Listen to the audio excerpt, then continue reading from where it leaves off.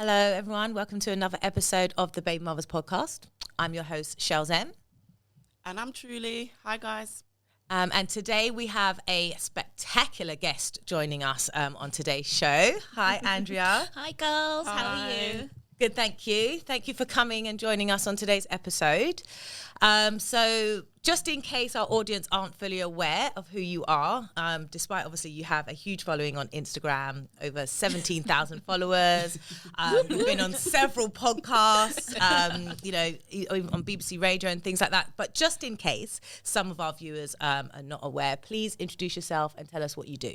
Of course. My name's Andrea, and I'm a femininity / feminine empowerment, coach, speaker.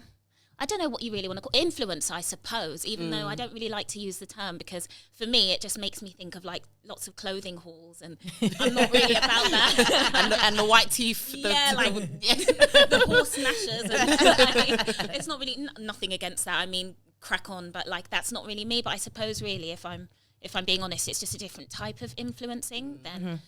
So yeah, that's what I do. Tell us a bit about your page, the Goddess Energy. Yes, that Goddess Energy. That Goddess Energy, okay. It's all right. A lot of people get confused with that because especially like men or people that kind of don't like the message, they will come on and they'll be like, oh, that's not very, you can't be like trying to put yourself on a pedestal. But that's not actually why I chose that name. It's got nothing to do with it. It was just basically trying to say that why are we like letting go of our power? Why don't we like try and grab some of that power back, and start trying to like live in that kind of way? So it was not about pedestalization or anything like that, being better than anyone else or looking to be worshipped. It's just more about the energy inside of you and trying to use some of that goddess energy rather than that tramp energy. Okay, so first of all, we are going to just talk about this week. The week that we're filming was International Women's Day, and we saw the UK celebrating that. And then by the time the show airs, it will also be close to Mother's Day as well. So I thought that's really two important days for women. So I thought I'd just mention it, and let's maybe ask, what does it mean to you? What's that? Celebrating International Women's Day? Well, I think it means to me to embrace everything that I am and that everything that I can be and want to be. I feel like, as a woman living in today's times with everything that we have available to us, we are in a great position. I feel like we have so much choice and power, especially in the Western world. We have so much resources available to us. So to celebrate womanhood is to celebrate everything that we are and everything that we can be, and also as well raise awareness to other women that are around the world that don't have what we have. Because there's so much going on with women and girls at the moment, negative stuff, that, we can at least be a voice to them and hope, hopefully. And Andrea, what about you? Do you think it's important that we celebrate International Women's Day? Yeah, I mean, why not? There's so many days for so many things. To not have a Women's Day would be a travesty. I mean, I can't understand why you wouldn't. But at the same time, I do think that, like you were saying, I really like that about drawing attention to other, different types, well, not types, but different women in different situations. Yeah. And speaking on that, actually, this is something that, I do think that this year in particular, perhaps because of where we're at politically in lots of ways, drawing attention to Women's Day and the fact that it's for women, and for me that means that not trans women. I'm sorry, but it just means women, and there's nothing I have I have nothing against anyone who's trans, but I just feel like, especially on the women's side, not the men's side, it's kind of been hijacked. I keep seeing Women of the Year that aren't women, and I posted about this just the other day, and obviously it's something that's very touch and go. It can be controversial, depending on who you're talking to. But I do understand what you're saying in the sense of there are lots of days to focus on different types of people. Yeah. So if this day is International Women's Day, then you have let us hold it. Yeah, let's hold it. There will be another day for Trans Women Day. It's a completely different experience. To live and grow from a child and as a woman versus it's a totally different experience. Let's just be honest. However you want to identify is absolutely fine. You deserve respect. But let's stop. I think women as well, it's like, you know, they use our nature against us as feminine, you know, women. It's like, yeah, come caring, one, come yes, all, yes, you know, yes. community.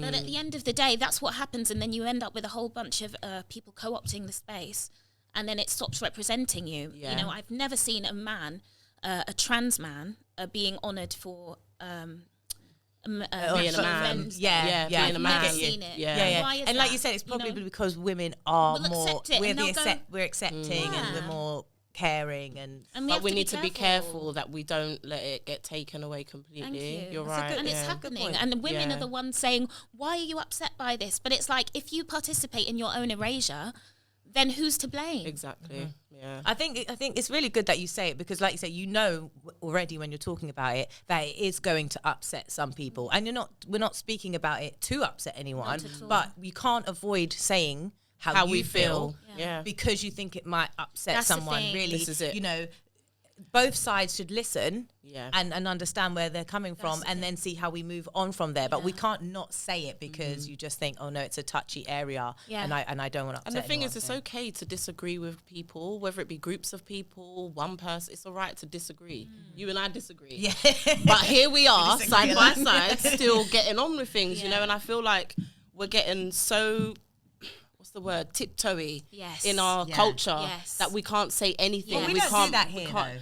No, not here. We don't do that here. We can say what we like you here. can feel very comfortable that we don't do that. It's a safe space, here. darling. But I mean, that's the whole point. I guess you have to make these spaces that Yeah. you can be like this. Yeah. If you're not allowed to do it in like your workplace, if you're not allowed to be like that Yeah. everywhere, then we have to create these spaces, Yes. and we Yeah. have created. Well, this it's not space. about disrespecting people. It's not at all. And we can have it.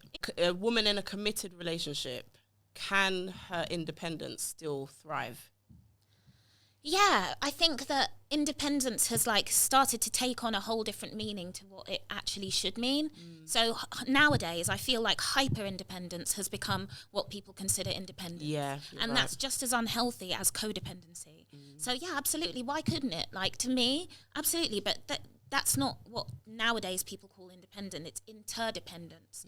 For anybody to think that they can enter into a commitment or do anything really and just be this standalone rock in the wind and everybody must, you know, bend and move, but I stay still. It's like, it's completely unrealistic. Yeah. But you do maintain elements of things that are important to you. Like, you should have some hills that you're going to die on, like in your friendships, your relationships, and those hills you'll die on. Like, that's it.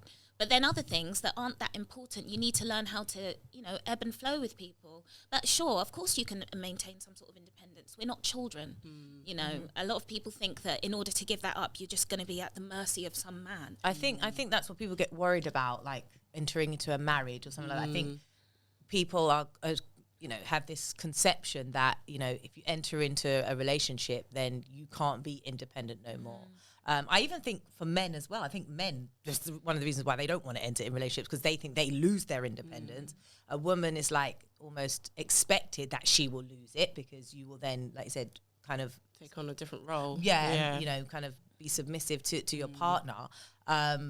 So it's interesting to think how in practice do you make sure that it does happen, that there is independence in a joint relationship. I reckon in practice it's like it's going to be an element of communication. Like, I'm just thinking in terms of, you know, some of my closest bonds and how they've developed. And for me, I think that anything that requires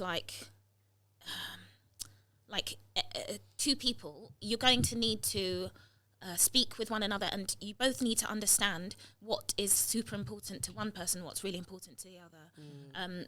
Like, for example, you know, a lot of women, in my experience, think that if, like you were saying, once they enter into something, it's like everything that they are and want needs to be on the back burner. Yeah. And I don't think that's healthy.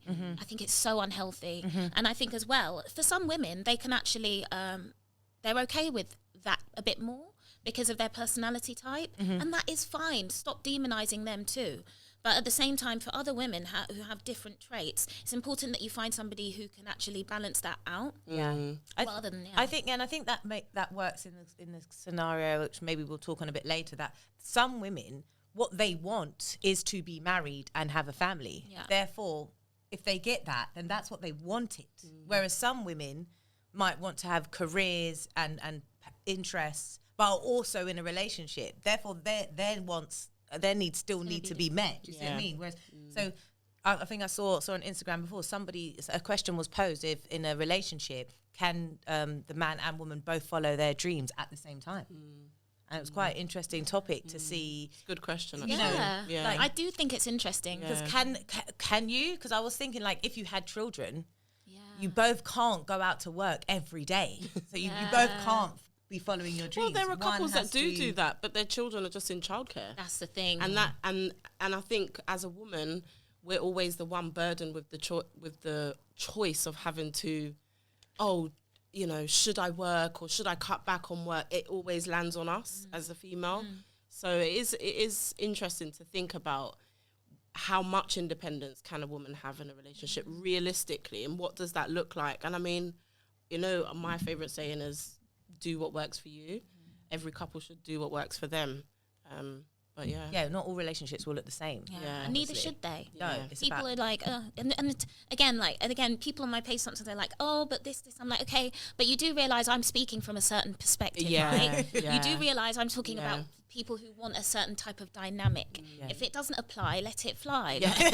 I'm not for Keep everyone. scrolling. Keep it scrolling. In a relationship, then, do you think it's healthy to have a joint bank account for a woman? Yeah. Again, like, there's so much in that question. There's so many layers. Like, what's going on with the rest of the relationship? Like, it depends on if it's a relationship and if it's a marriage as well.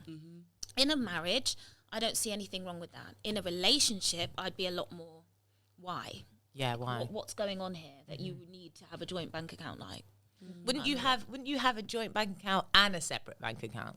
well, That yeah, a be? lot of people do that too. Wouldn't you, Nothing wrong with that. Because if you're working towards shared goals, shared financial Yeah, goals, yeah. then you could have a shared account And then have your own. And then, but then if you had your own account, Yeah. then you would, because obviously we have to take into consideration that there's been times when maybe women have been left without financial independence because they've got married. And There's a now loads they of don't. women that are stuck in relationships because there's a financial worry. Yeah. So that if they were to leave, where would they be financially? How independent could they live their life afterwards? So I think probably what you're getting at is dependent on the dynamic of the relationship. 100%.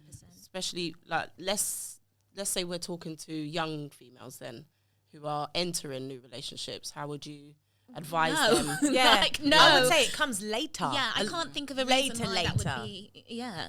Okay, but why not? Because If they're thinking, right, we're in a relationship now, we've been together for 6 months, he's suggested a joint bank account. Why not? Because there's no commitment. There's no solid basis for the future for you to be making those kind of Decisions, yeah. yeah. If there's a clear path, that's why I said marriage, because people downgrade marriage nowadays, and I don't like it. Not because I think there's anything wrong with not being married, but just because I feel as though when you're married, for women, it does offer us certain protections legally that when you're not married, you don't have. So for me, just from a purely utilitarian basis or viewpoint, yeah, it makes sense, especially if you're going to have a kid, because the fear is, and now, for me, this mostly comes down to who you pick and doing the best that you can, even though it's not infallible, but doing the best you can to try and make sure that this person is a safe bet for you. Because it is still a bet. Yeah. Okay. Always a Even if risk. It's a safe bet. Yeah. There's always a risk. So marriage at least will give you certain things, like, for example, like life insurance policies and things like that. Children and where they're going to live and all of those little things, but actually they become big things. So I think marriage is a good thing for women, but in this situation, unless you have that kind of assurance that this person sees and wants to be with you for the long term, why are you tying up and mixing up your finances with theirs? You need your finances to be under your control. Yes. You need that. Yeah, because unfortunately, you don't know how long things are going to last. No. Even, it could all be going well, but you don't know how long it's going to last. And that's what makes it difficult when people are married or they do have children. It is a lot harder to separate because you have these ties. This makes me think of a colleague I had, but she got divorced, but she paid none of the bills, didn't know what some of them were. Like when I said to her, council tax, there's all these things, she was like, what's that? And I was like, she's in her 30s, because her husband dealt with everything. I was like so worried about her. Literally had to sit and school her about, because I was a single mum at the time. So I was like, right, I have to pay for this. And she was like, wow.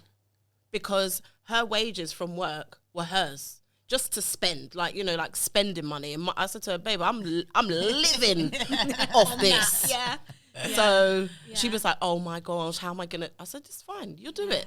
She's like, oh my gosh. But she had to learn, obviously, at that age. That's scary, a scary prospect. Yeah. But so you talking about control, having a sense of control and knowing what everything is, even if your husband does then pay for things, at least know what they are. Absolutely. Please. Yeah. Well, because that's like the tricky part, I think, because in the beginning of dating, so I think that brings us onto one of our other questions about should women ever offer to pay on a date?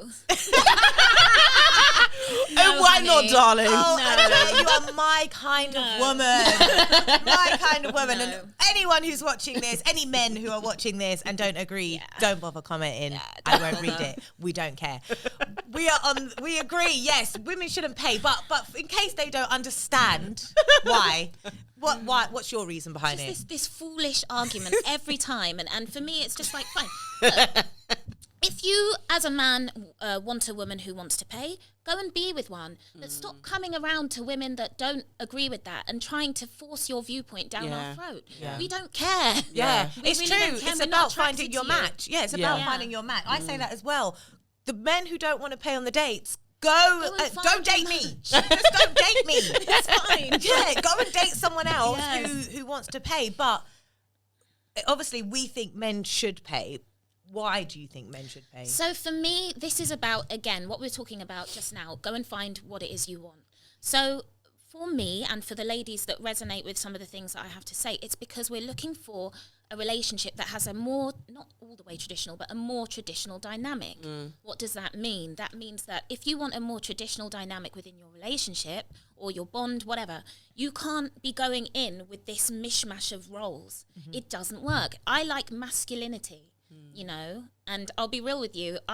In the past, for a long time during my dating history, I dated women. People don't believe that, but I did. But I dated women with masculine energy. They don't. Okay.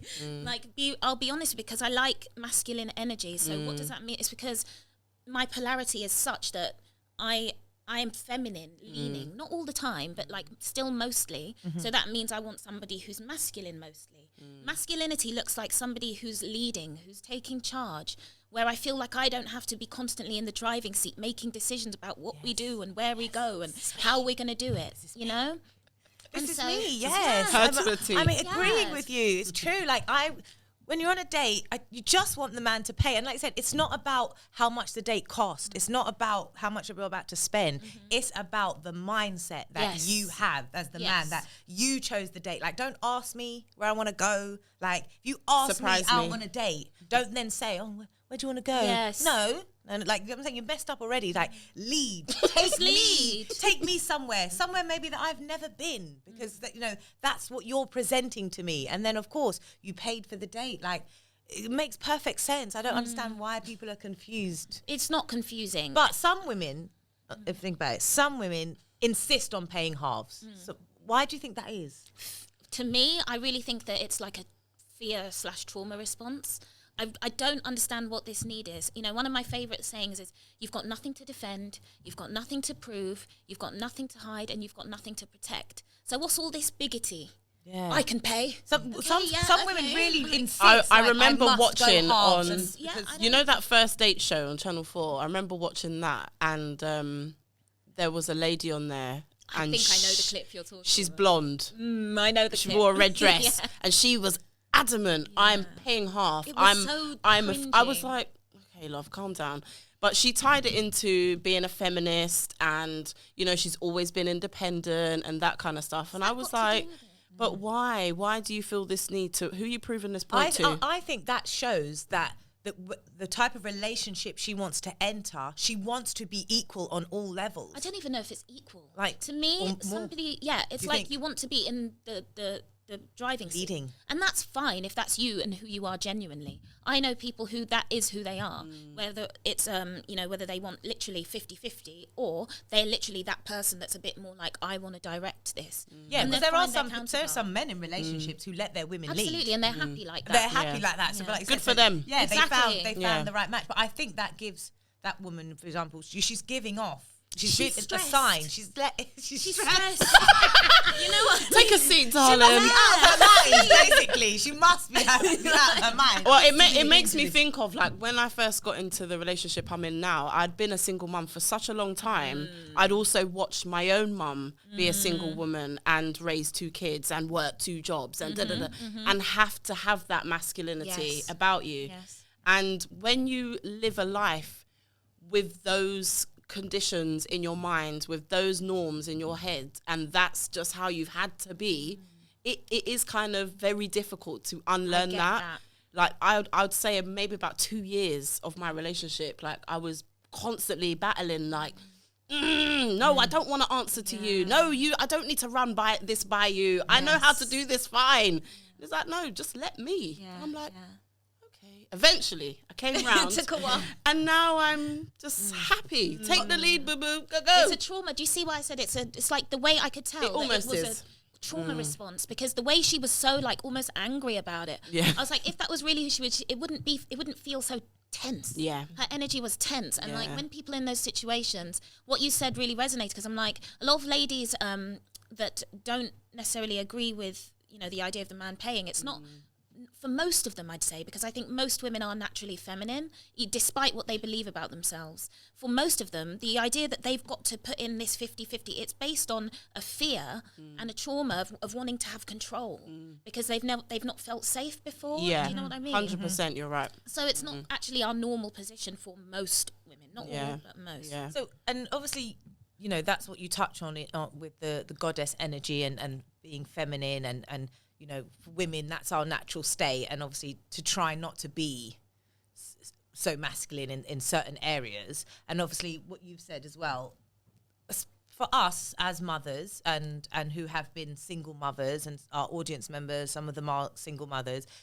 it is, you know, quite easy to then have to take on masculine kind of traits and decisions because you are raising children on your own. And you have to protect them. Whereas if you was in a relationship, you would think that would be the man's job and your job would be to nurture. But you have to do all of these things now. So how do you think for mothers and, you know, single mothers and in today's society specifically, do you think there is room for women to be feminine, to drop those masculine traits?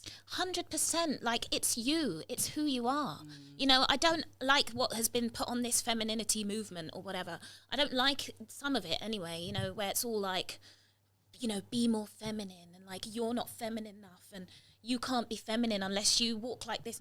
Like, as much as I agree with looking nice, feeling good, I don't like this idea, and I think it's very damaging and it excludes people and makes them feel like they can't, you know, and I don't think that's actually what it is about. It's about, like you were saying, letting the walls down. That's what makes you feminine.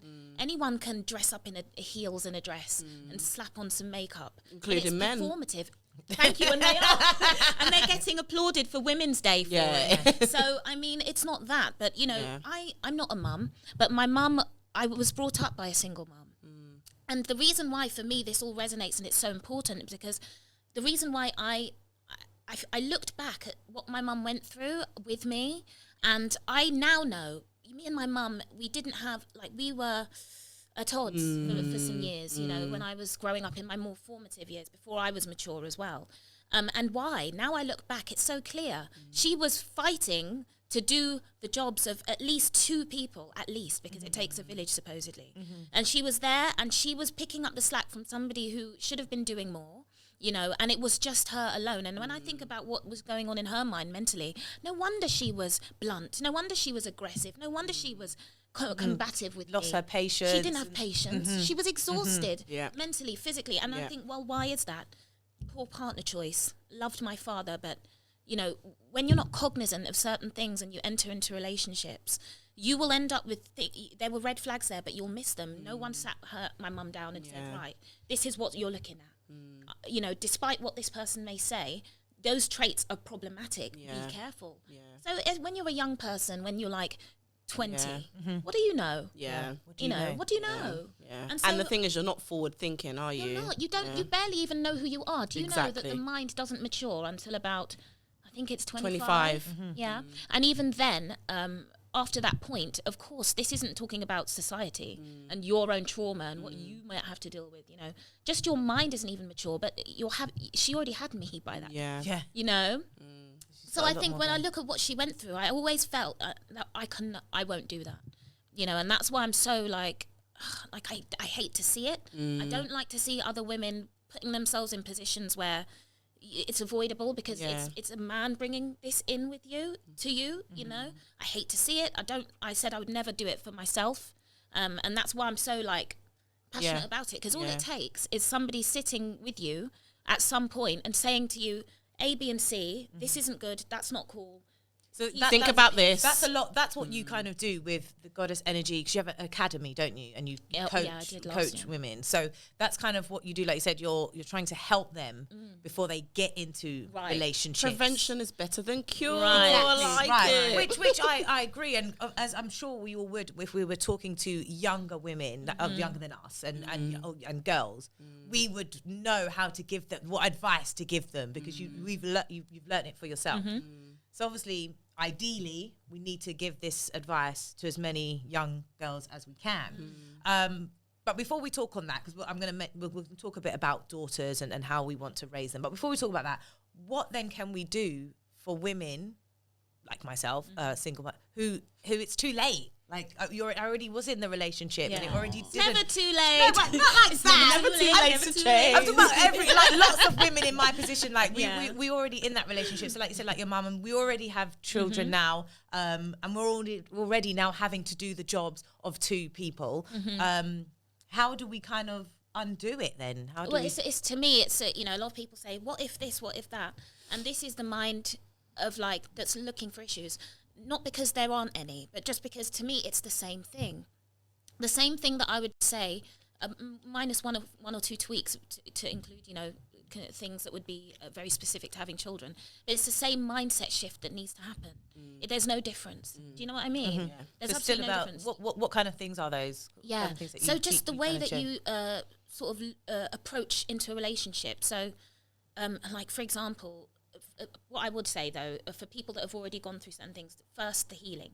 So coaching, which is what I do, is future focused. So as much as I will speak with, some of my clients about the past and things, I'm not staying there. That's not where I'm going to be. I'm not going to sit and, therapize with you. But what I'm going to do is try and create like a plan for you to move forward in whatever it is that you're doing. But if you've already had trauma, it's really important that happens first. Like I won't get involved if I feel like you need therapy. Yeah. Do you know what I mean? You're doing a bit of CBT, forward thinking. Yeah. So it's more like just having a plan, having somebody who's like an accountability partner, somebody who's going to like be your like go girl. Like, your cheerleader. And it works. I've been coached before. For business and also personally, and it's just like having somebody who makes sure that you do what you need to do. Do you know what I mean? On the days that you don't feel like doing it, I think, because we can all read things and say, right, this is what I'm going to do. This is my plan. This is what I want. But then day to day, you can forget about them. Like people say, like write down your 5-year plan. Okay, cool. Where's that? It's in the cupboard somewhere. It's in a drawer. Like it's on the computer. Do you know what I mean? Like, so you can, of course, we do these activities and these steps. But then, like, it's very easy to forget about them. Or something else, life takes over, so it got put on the back 100%. burner. So, some people, I guess, see that as their friends who do that for them to hold them accountable. But, like you said, depending on your support network. Definitely. And obviously, some friends might not It's always similar tell to you having what a you mentor, though, isn't it? It's the Because same. I have a mentor for, like, my business. And she's written me a plan of things that I have to do. Because as well, I feel like similar to business, you can get deflated, you can get demotivated, and you can get lost in the noise and the busyness of life. So I definitely believe in life coaching. Do you think though that people are more willing to have mentors and coaches in things like business rather than self? 100%. Do you know what I mean? Because self seems quite personal and like. I don't want no one knowing my business. Yeah, you don't want to let anyone in. Yeah, 100%, ladies. And I think that speaks to what we think is important. And it speaks a lot to what the world has made us think is important. And even if you want to take it a step further, it speaks to the importance that we place on masculine energy and feminine energy. Like, we're so quick to focus on the coins and the bag. But who do you think's making that money? Your mind isn't right. You're not making that money. If your mind's not right, how are you going to, like, you can't even have, like, a good connection with somebody without having toxic people around you. But you're worried about the bag. It's like priorities. Like, I don't know. I just feel like, I'm not saying you can't make money without being in a healthy place, because I know that people can. I've seen it. Yeah, but rich people are, some rich people, they're unhappy. That's like, what I'm because saying. the trauma, whatever trauma they had, it's still there. Like, people say money can't buy happiness. Well, people distract themselves with all different types of things. And some of the times it could be chasing money, because that's where they find value within themselves. They tie their value in what they have rather than who they are. So that's. But I think that, you know, I really want us all to, you know, remember the value again of, like, our relationships and community, even if it's not romantic, even though I think romantic is pretty much the most important choice you're going to make when it comes to your, like, trajectory of your life, who you choose to be with. So it's really important, even if people say it's not. But, like, we need to remember just how much of an impact the quality of our relationships have on the quality of our life moving 100%, forward. Definitely. 100%. I've always been like that. Yeah. Like, because sometimes I question myself and think, why are you not so concerned with money? Like, it's not at the forefront of my mind, I'll be honest with you, because what is important to me is relationships. That is personally what it is. I'm not someone who is motivated by money. Do you know what I mean? Yeah. And sometimes I think, why is that? But that's who I am. But so it's good to hear you say relationships are just. I feel that your pathway to money will then be through your relationships. Do you know what I mean? Yes, me too. My husband. No, joking. She's not even joking. Like, she's saying she's joking. She's not. No, I am joking. No, Future husband of Shells M. She ain't joking. No. Make sure your pockets them deep. Just what I'm saying is that for me, my main priority would be to find someone that I am in love with and that I want to build a future. Doesn't take build a future with, and then we build a future together. Then we, tailor it the way you want it. Do you know what I mean? And we've got the rest of our lives to spend working towards the money. And if I'm looking for, like you said, the right kind of masculine man, I'm expecting him maybe to know a bit more than me and come with these ideas. And I will follow you with those ideas. Like, that's what I'm saying. Like, it makes perfect sense to me. What would you say to lady? Because I've seen negative comments about under one of your posts, and it was, you were talking about a relationship or something. Basically, the person was saying, how can you talk about relationships and you're not in one? I'm not trying to dig you out. Please do. No. I want you to kind of just share, how are you a life coach for relationships and you're not currently in one? Am I correct in saying that? Yeah. To be fair, I wouldn't even say that I'm, because just by the way, I defended you. Oh, I just want to see if what I said and how would you answer that? Because a lot of people, this is something that I hear a lot, and you know, first of all, I want people to remember that I'm not actually I'm not a relationship therapist. coach. I'm not a relationship coach, even though I have things that I can share, because I'm a human being. Exactly. You know, and also there's that. So first of all, people say that, but, like, I never even profess to be that. So okay. And then secondly, you know, one thing, I'm going to go through a few points. Secondly, different people have different propensities for different things. Some people are intuitive. Some people do understand how people work.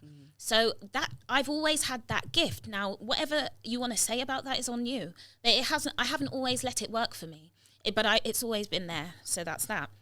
Number 3, I would say that, you know, just because I'm trying to tell people what I'm trying to show women is how not to put themselves in the position where they're being abused, mistreated, taken advantage of, overworked, all of that stuff, settling. So that stuff, that would stand whether I'm married, whether I'm in a relationship, whether I'm not in a relationship. I would be saying the exact same thing, because my ultimate goal is not to tell women, here's how you get a husband. Yeah. I'm trying to tell you, here's how you put yourself in the position where all you attract are decent people. And then from there, maybe you'll meet your husband. I'm not God. I can't tell you that listen to me and you're going to bag a husband. It's about your posture.